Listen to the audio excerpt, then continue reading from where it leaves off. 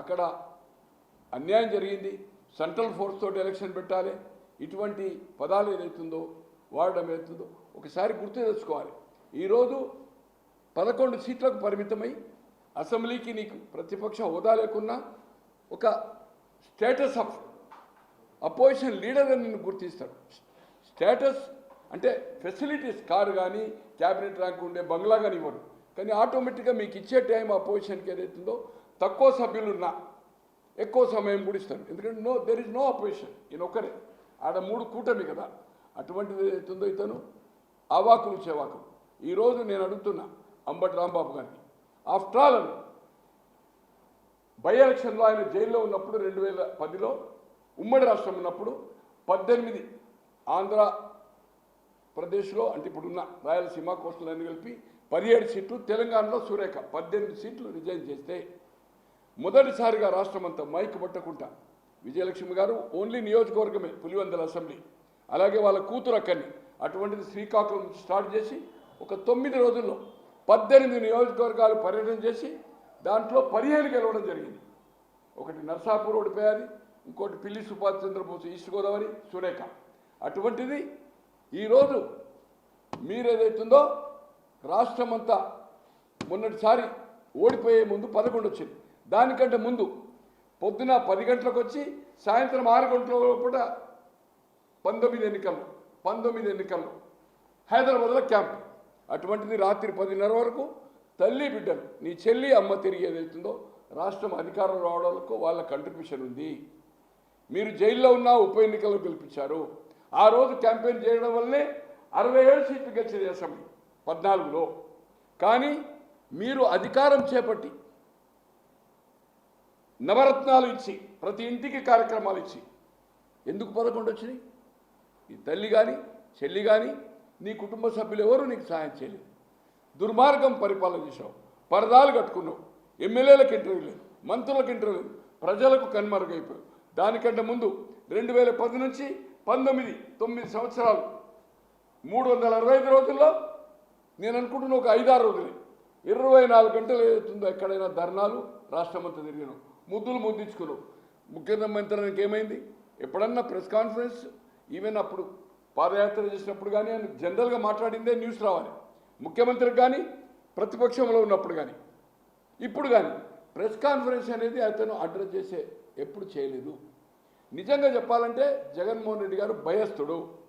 CBI మొదలు హైదరాబాద్లో లక్ష్మీనారాయణ గారు దిల్కుషా స్టోర్లో ఇంటర్వ్యూ ఇచ్చినప్పుడు దానికంటే ముందు ఒక ఇంగ్లీష్ ఛానల్ ఇంటర్వ్యూ, గాలి జనార్దన్ రెడ్డి గారు అప్పటికే జైలు ఉన్నాడు, సునీల్ రెడ్డి గారని ఇతని కజిన్ బ్రదర్, సర్వం చూసినవాడు, మేమంతా కలిసి పనిచేశాం. ఎవ్రీథింగ్ ఆయన పార్టీలకు వెళ్ళి రాజశేఖర రెడ్డి గారు చనిపోయిన తర్వాత ఎవ్రీథింగ్ మేనేజ్మెంట్ చేసినవాడు. ఇతను ఈ అల్లిబిల్లి కంపెనీలో జైలుకేశారు. ఒక ప్రెస్ కాన్ఫరెన్స్లో చెప్పాడు, అంటే ఒక 2-3 ఛానళ్ళకి, నాకు గాలి జనార్దన్ రెడ్డి ఎవరో తెలియదు.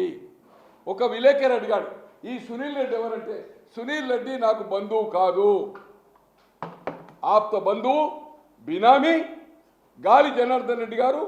కడపలో స్టీల్స్ కానీ ఆయన బెంగళూరులో ఉన్నప్పుడు కొన్ని 100 మందికి ఏదైతుందో ఆ బళ్ళారిలో మనుషులు ఏదైతుందో జాబ్ ఇప్పడం జరిగింది, ఎన్నో కార్యక్రమాలు చేసిండు. అటువంటిది నిజంగా భయస్తుడు. అంటే వాళ్ళు సంబంధం ఉందని వాళ్ళు జైలు ఉన్నారంటే నాకేమన్నా ఇబ్బంది అవుతుందేమో, దాని గురించి సిబిఐ ప్రశ్నలు అడుగుతుందని ఈ విధంగా చెప్పినవాడు ఈరోజు ప్రజలకు మనను కోల్పోయి అసెంబ్లీకి ఫేస్ చేయకుండా సెంట్రల్ ఫోర్స్ తోటి ఎలక్షన్ పెట్టింది. ఒకటేం చెప్తా అంటే, నిన్న సుదీర్ఘంగా నేను రాత్రి చూశాను, సుదీర్ఘంగా ఒక 30 నిమిషాలు పోలింగ్ ఏజెంట్ విధులేంది, వాళ్ళు ఏ విధంగా ఉండాలి, బ్యాలెట్ సంతకం పెట్టాలి, ఓటర్ని గుర్తించాలి, ఓటరు గుర్తించడం కాదు డిమాండ్ కూడా చేయొచ్చు. మా హయాంలో 83లో 2 రూపీస్ ఇచ్చి ఓటరు బోగస్ ఓటు వస్తే ఇది ఓటు కాదని 2 రూపీస్ డిపాజిట్ చేస్తే డిమాండ్, ఆ ఓట్స్ పక్కకు పెడతారు. ఈ ఓట్లు ఏదైతుందో 52 నుంచి ఎన్నికలు జరుగుతున్నాయి. నీవేదైతుందో విధులు పోలింగ్ ఏజెంట్ గురించి ఈ జనానికి చెప్పే అవసరం లేదు. దాని గురించి ఒక ½ అన్ అవర్ డిస్కస్ చేశాడు. ఎలా పోలింగ్ ఏజెంట్స్ లేకుండా ఎన్నిక జరిగిందన్నారు. అయ్యా, నీ పోలింగ్ ఏజెంట్స్ ఉన్నారు, ఒకసారి వాకప్ చేయి. 15 బూతుల్లో నేను అనుకుంటున్నా 9-10 బూతుల్లో ఏజెంట్స్ ఉన్నారు. కడమోళ్ళు అమ్ముడుపోవచ్చు, ఇది సహజమే. ఎమ్మెల్యేలు ఎంపీలు చేసిన వాళ్ళు ఏదైతుందో అమ్ముడుపోయిన వాళ్ళు రాజ్యసభలో కౌన్సిల్లో ఇది 57-62 నుంచి రికార్డు ఉంది. Central intelligence, state intelligence. ఏ ఎన్నికల్లో రాజ్యసభలో ఎవరు అమ్ముడుపోయారు, కౌన్సిల్ ఎన్నికల్లో ఎవరు అమ్ముడుపోయారు. ఓటింగ్ బై ఎమ్మెల్సీలు ఎన్నుకోవాలంటే ఎమ్మెల్యేస్ నుంచి ఎమ్మెల్యేస్ చేస్తారు, కొన్ని లోకల్ బాడీస్. అలాగే రాజ్యసభ 18 ఉండే, ఇప్పుడు ఇక్కడ 11-7 రికార్డెడ్గా ఉన్నాయి. తో అటువంటిది మామూలు ఒక పోలింగ్ ఏజెంటు నీ కార్యకర్త ఎమ్మెల్యేలు ఎంపీలు ఏమీలు అమ్ముడుపోగానే వాళ్ళు అమ్ముడుపోరని ఏముంది. ఖచ్చితంగా ఈరోజు తెలుగుదేశం ఒక ఎమ్మెల్సీని కూడా బంధించడం జరిగింది. కొన్ని వందల మందిని ఏదైతుందో కూటమి వాళ్ళని కూడా తెలుగుదేశం కూడా వాళ్ళని కూడా నిర్బంధించడం జరిగింది. 151 స్టేట్మెంట్ తీసుకున్నారు. ఇది రికార్డులో ఉన్నది. అటువంటిది ఏదైతుందో పోలీసు 700 మంది పెట్టారు. తో ఇదంతా అభూత కల్పన. ఇప్పటికైనా కళ్ళు తెరువు.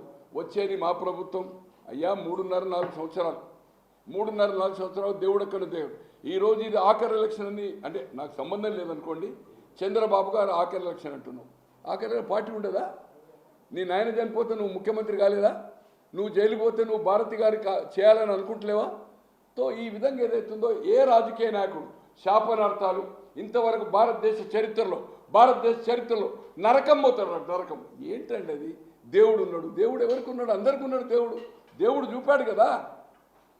మడమ తిప్పను మాటని ఈరోజు ఏదైతుందో అక్కమ్మ చెల్లెలమ్మని ముద్దించుకొని నీ తల్లిని కంటేసినావు.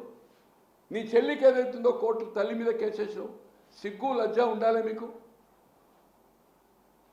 ఈరోజు ఏదైతుందో ఇటువంటి నేనంటున్నా. ఈరోజు లల్లు గారు జైలుకు పోయారు ముఖ్యమంత్రి కూడా. చౌతాలా గారు ముఖ్యమంత్రి అయిన తర్వాత జైలుకు పోయారు. హర్యానా చీఫ్ మినిస్టర్ దేవిలాల్ గారు సంఘం. జయలలిత గారు జైలుకు పోయారు. బతుకుంటే ఆమె కూడా శిక్ష పడేది. మధు కూడా పోయాడు. ఇట్లా ఎవ్వరు చాలామంది అవినీతి చేశారు. ఇటువంటి అల్లిబిల్లి కంపెనీలు పెట్టినోడు రాష్ట్ర చరిత్రలో కాదు దేశ చరిత్రలో ఏ ముఖ్యమంత్రి కానీ ముఖ్యమంత్రి కొడుకులు కానీ ప్రజాప్రతినిధులు కానీ ఎవ్వరు కూడా ఇటువంటి అల్లిబిల్లి కంపెనీలు పెట్టి అయ్యా నీ వల్ల నువ్వు జైలుకు పోయినావు, నీ పైన అధికారులు పోయింది. ఈరోజు 5 ఏళ్ళు పరిపాలించి నీ ఇంట్లో పనిచేసే నమ్మకస్తులైన ధనుంజయ రెడ్డి, కృష్ణమోహన్ రెడ్డి, ఆయన పేరేంది ఆడిటర్ బాలాజీ, వాళ్ళని విడిచిపెట్టండి. ఈరోజు రాజకీయ నాయకులనేమో పోయి పెద్ద యాత్రలకు కలుస్తున్నావు. నీ నమ్మకస్తులు వాళ్ళు మంచి వాళ్ళంటున్నారు. ఎందుకు జైలు కలవలేదు? వాళ్ళను బాలాజీని ఎందుకు కలవాల? కృష్ణమోహన్ రెడ్డి ఎందుకు కలవలే? ధనుంజయ రెడ్డి ఎందుకు జైలు పోయి కలవడం లేదు? ములాఖాత్ ఎందుకు తీసుకోవడం లేదు? రాజకీయ నాయకులు ఎవరైతే జైలుకు పోయినా అందరినీ పోయి కలిశారు. బట్ అధికారులు కలవలే. నీ వల్ల గతంలో పోయారు, ఇప్పుడు పోయారు, ఇంకా రాబోయే రోజుల్లో నేను అనుకుంటున్నా చాలా గట్టిగా రేపు అల్లిబిల్లి కంపెనీలో జైలు పోతాడో పోడో కానీ ఫైన్ బ్లాక్ మనీ అవుతుందేమో కానీ ఖచ్చితంగా లిక్కర్ దాంట్లో 2-3 నెలల కంప్లీట్ ఛార్జ్ షీట్. ఇప్పుడు సెకండ్ అయింది, ఇంకా 3 కూడా వేయచ్చు. ఫైనల్ ఛార్జ్ షీట్ తర్వాత ది లిక్కర్ స్కామ్లకు వెళ్ళి ఏ పరిస్థితిలో తప్పించుకునే అవకాశం లేదు.